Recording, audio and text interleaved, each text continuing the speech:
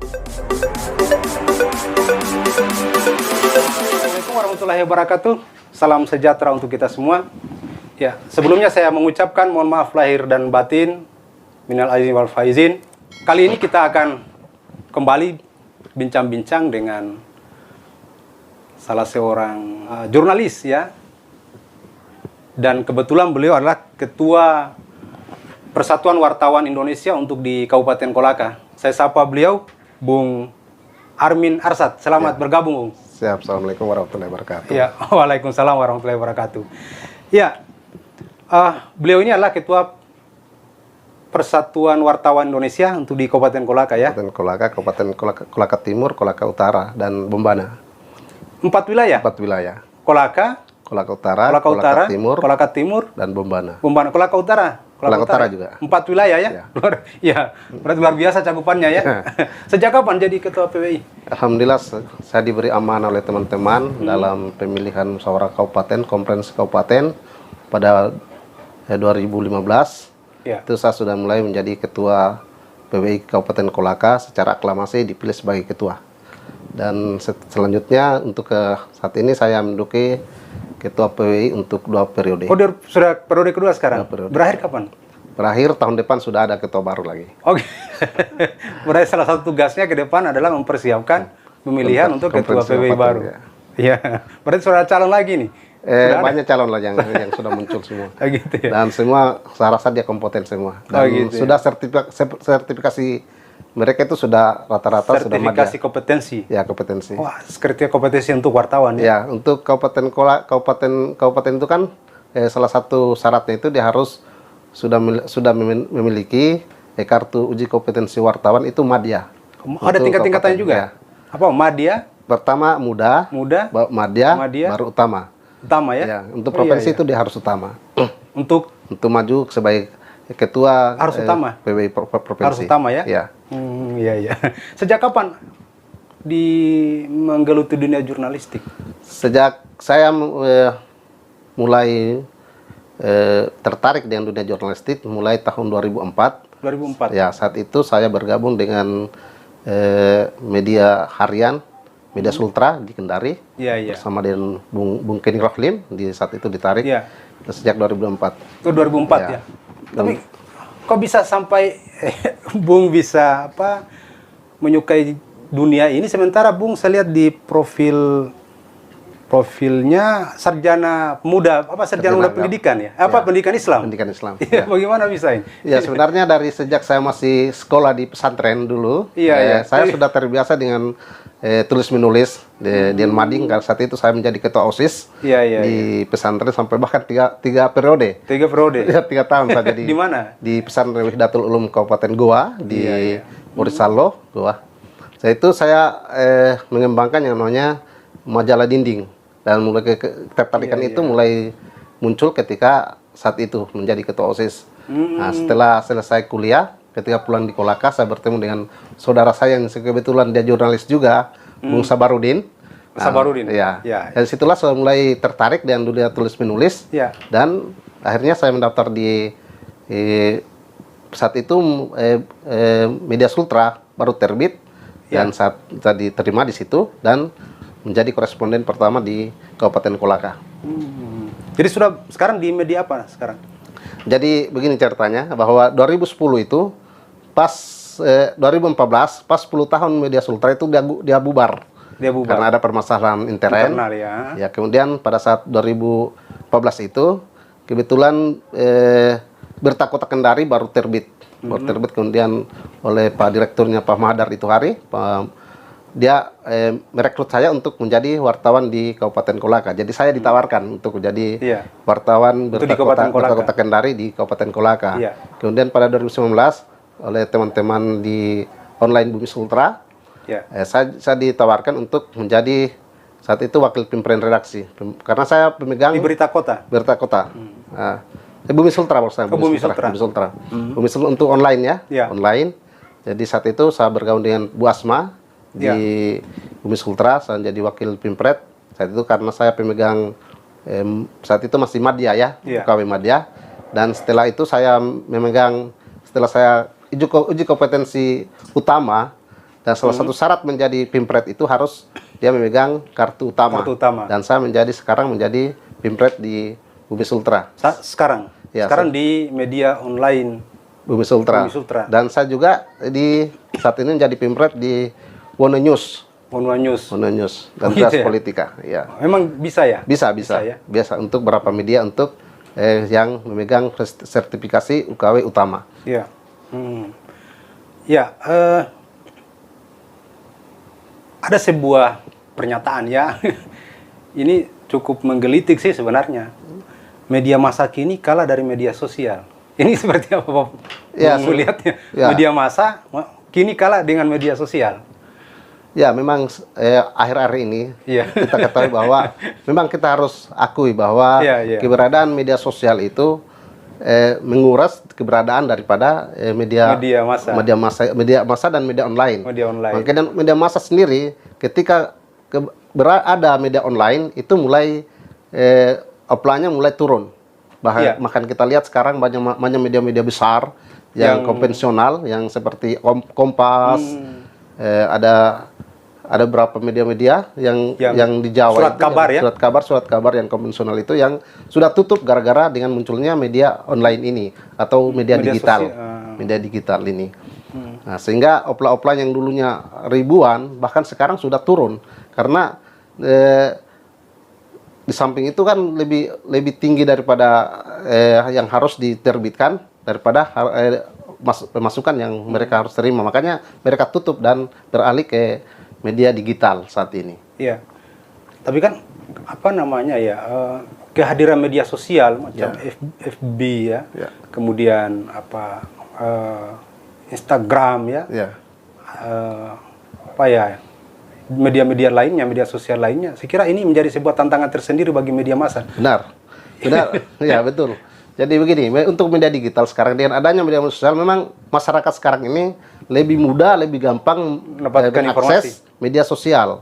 Media sosial seperti Facebook dan media-media sosial lainnya. Tapi justru sebenarnya di sini keberuntungan daripada media-media digital sendiri.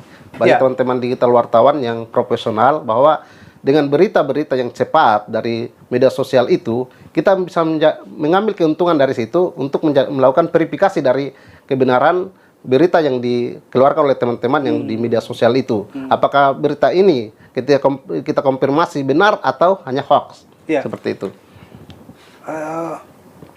Apa yang harus dilakukan oleh media massa ya dalam rangka untuk bisa bersaing dengan media sosial ini? Sebenarnya seperti ini.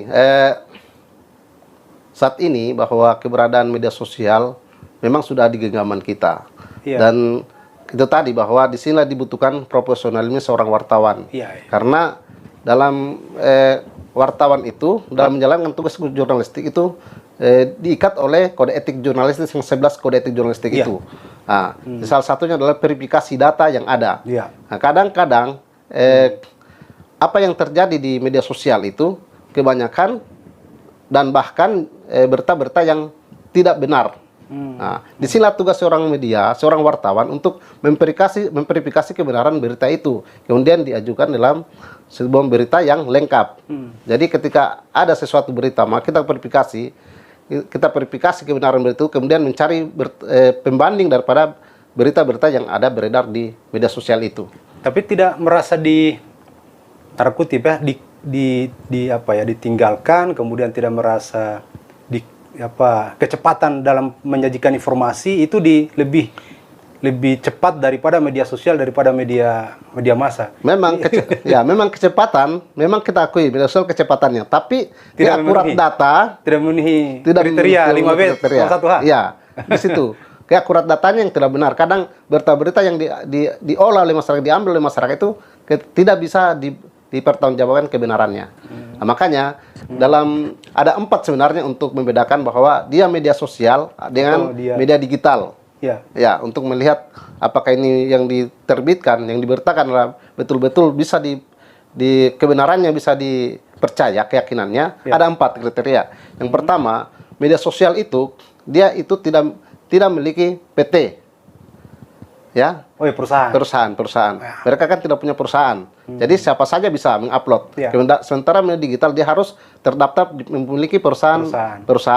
Yang pertama. Yang kedua, perusahaan digital dia harus lengkap mulai dari pimpretnya siapa, redakturnya sampai wartawannya siapa. Sementara tidak ada. Yang ketiga adalah mereka di media sosial itu tidak punya alamat yang jelas. Misalnya dia menulis di Kendari tapi alamat di California misalnya. Atau seperti itu bahwa dia di Kolaka dia menulis alamatnya ada di Kendari.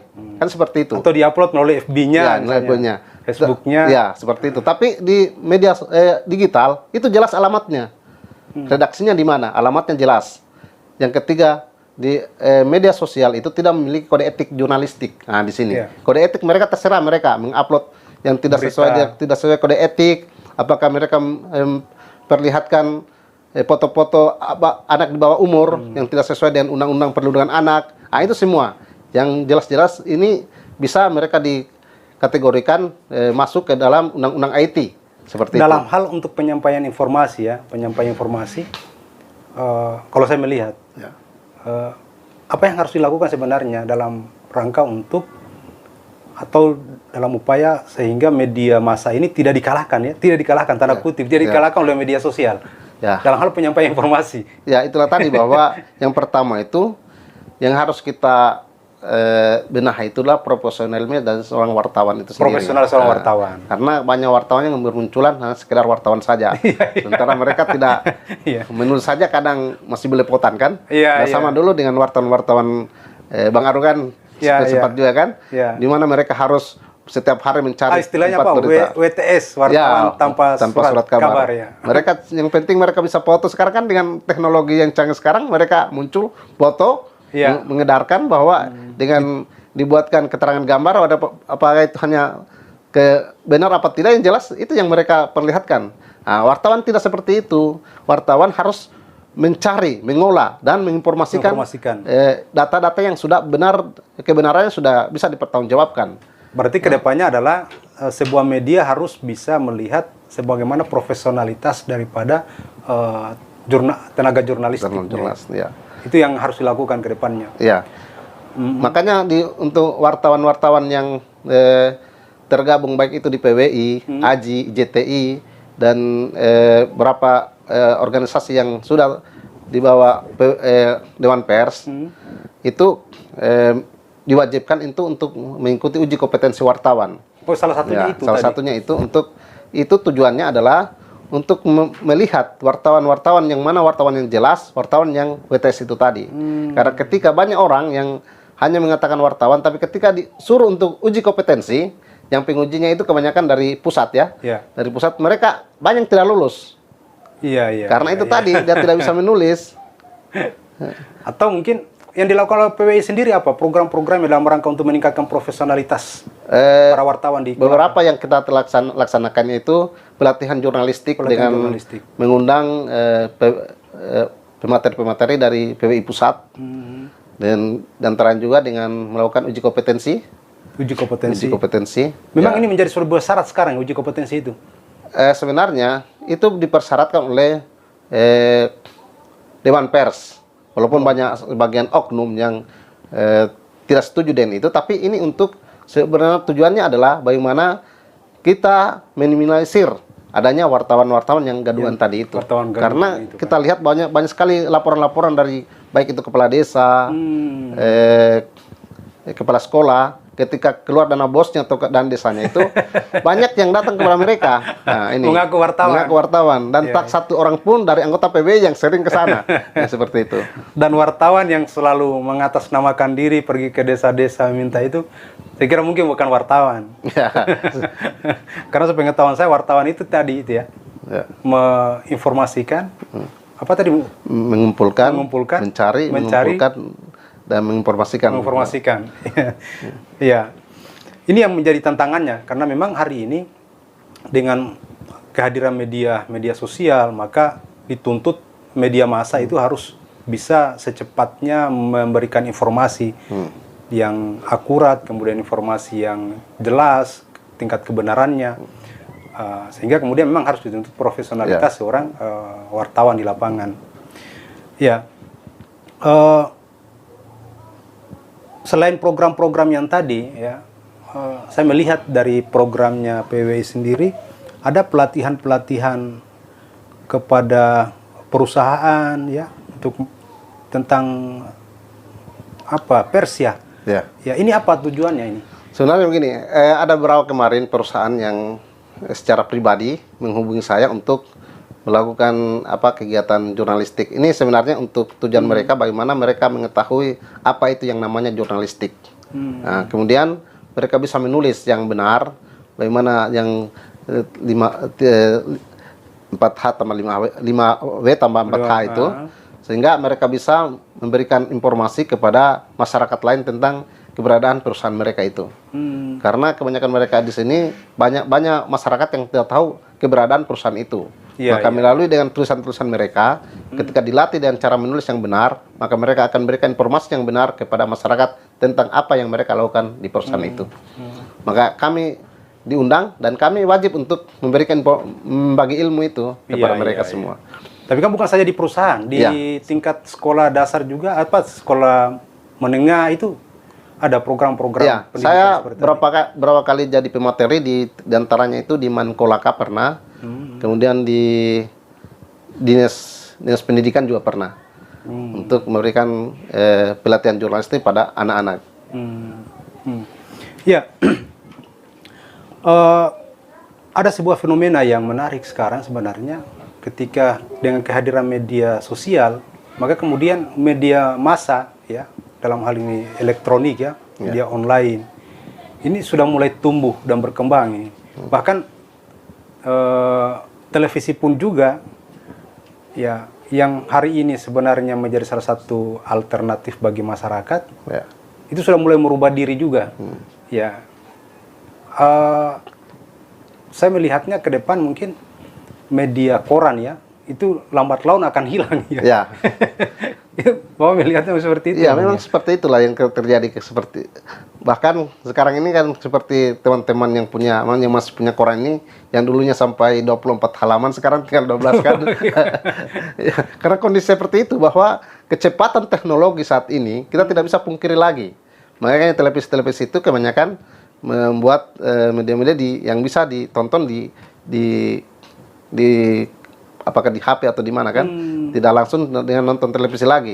Karena itu mereka memang mencari supaya ada perubahan, bagaimana mereka tidak ditinggalkan oleh pemirsa. Iya, karena yang diupayakanlah kecepatan itu, ya, kecepatan informasi. Ya, bahkan sekarang sudah mulai banyak tumbuh media-media online dan itu dilakukan oleh para wartawan-wartawan. Memang segampang itu ya untuk membentuk media online, ya? Sebenarnya tidak gampang sebenarnya. Makanya ada sekarang ini bermunculan di Dewan Pers ada ribuan media-media yang muncul pada saat ini. Hanya yang terdaftar itu hanya berapa dari sekian itu. Lebih banyak yang tidak terdaftar daripada yang terdaftar. Dengan yang tidak terdaftar ini seperti apa perlakuan PWI? Kalau semacam kita kan pembinaan kan langsung di Dewan Pers. Jadi ketika ada misalnya wartawan yang melanggar kode etik, maka kita persilakan kepada masyarakat yang dirugikan dengan pemberitaan itu untuk melakukan jalur hukum. Jadi maksudnya, misalnya media-media saya ingin membuat sebuah media baru, media online, ya. Saya punya wartawan, ya. Tapi ternyata media saya tidak terdaftar di Dewan Pers, ya. Tapi saya berhak untuk memberikan informasi, mencari berita, itu dibolehkan? Sebenarnya ya susah juga sebenarnya saat ini. Kalau kita sesuai aturan kan, sesuai aturan itu ya harus terdaftar dulu. Paling tidak dia terdaftar dulu kan, sebelum diperiksa yang penting terdaftar dulu. Itu kan salah satu syarat menjadi media itu diakui oleh Dewan Pers. Sehingga hanya kan sekarang kan kita kasih bijaksana teman-teman bahwa silakan memberitakan, tapi jangan membuat sesuatu yang membuat orang marah. Membuat berita-berita kita itu jangan sampai bisa menimbulkan reaksi sosial, ya. Jangan ada delik di dalamnya. Karena ketika itu terjadi, maka Anda tidak akan dihukum dengan undang-undang pers, tapi dihukum dengan undang-undang IT. Kalau dia tidak terdaftar di Dewan Pers. Dewan Pers. Gitu ya. Itu.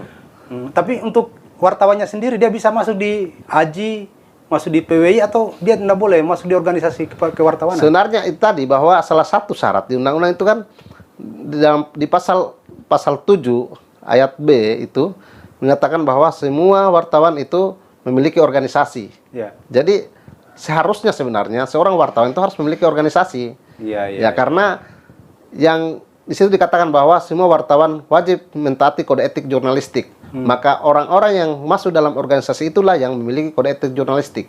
Nah, pertanyaannya, kalau Anda tidak masuk di organisasi, kode etik jurnalistik apa yang Anda pegang? Seperti itu. Tapi kan fenomenanya ada kan untuk banyak. Kodikolaka ada ya? Ya, ada.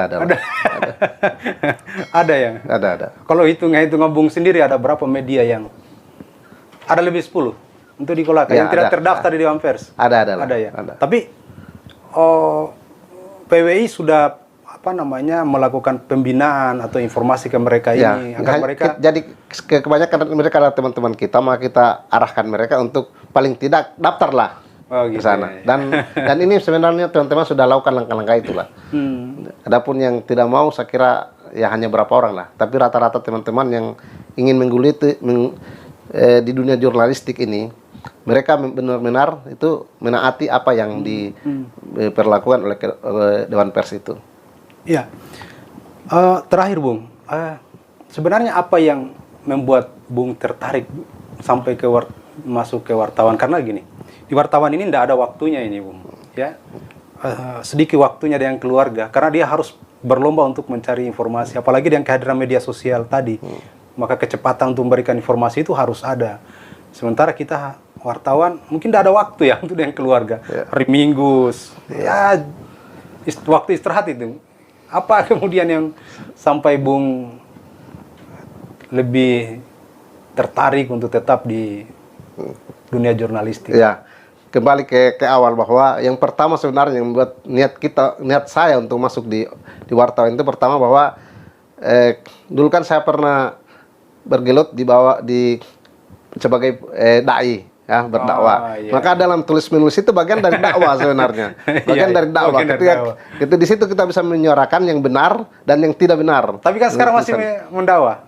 Ya kadang-kadang. Ini sudah sahabat taruh ini ustaz ya, karena dunia jurnalistiknya sudah mulai meninggalkan dunia dakwanya. Tapi kan tadi sampaikan bahwa dunia dakwah ini sama dengan dunia jurnalistik, penyampaian juga kan. Karena banyak tulisan-tulisan ustadz itu yang kita upload ke media dan mereka kan ketika kita upload kan bagian dari dakwah itu semua. Iya. Oke. Baik, terima kasih Bung ya yang sudah sempat hadir di Teras Aru. Ya, mudah-mudahan sukses ya. Amin. Sehat selalu supaya aktivitas tetap berjalan. Terima kasih banyak. Mohon maaf lahir dan batin. Mohon maaf lahir batin. Ya, baik, terima kasih sahabat Taruh. Demikian, assalamualaikum warahmatullahi wabarakatuh.